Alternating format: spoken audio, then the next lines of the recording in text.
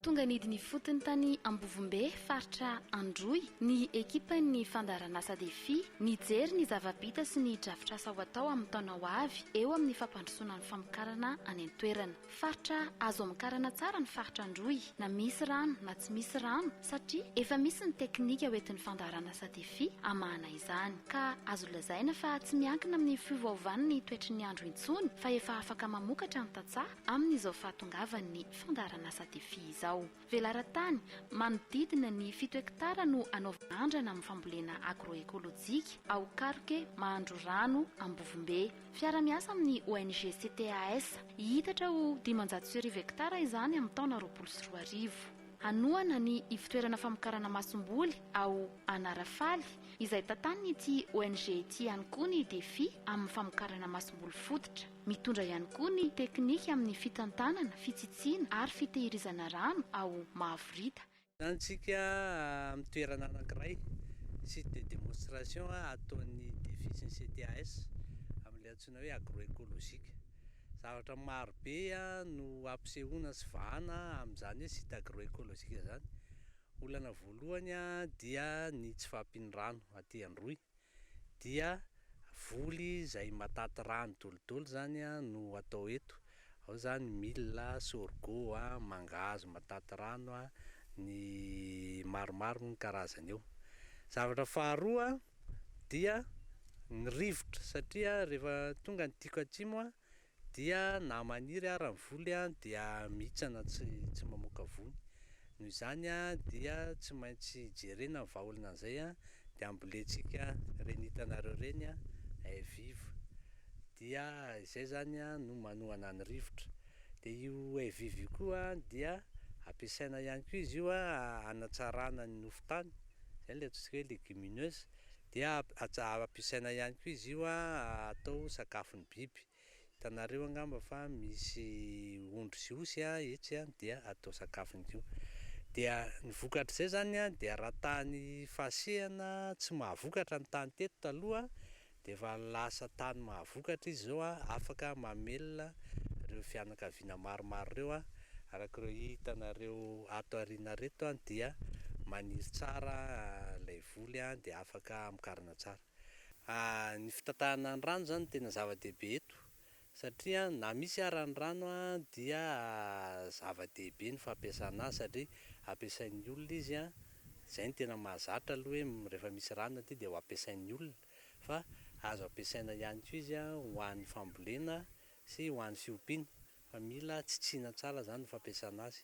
Dia ataontsika eto amin'ity site vitrine ity zany ilay fomba fampiasana ny rano amin'ny alalany ataontsika hoe goutte à goutte.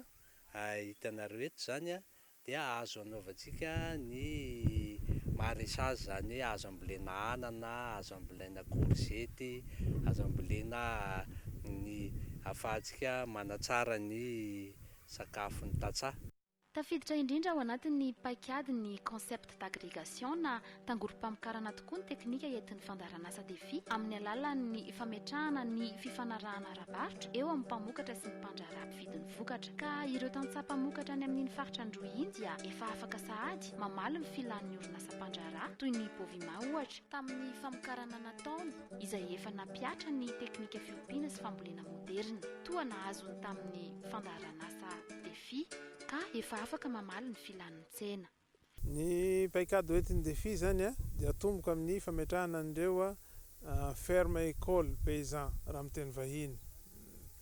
Dia io ferme école paysan io amin'izay no haparitaka, hamafisina amin'ny alalan'ny famatsim-bola ny FDA, hamaliana an'ireo filan'ny ny orinasa na ny mpividy hafa izay avy lavitra.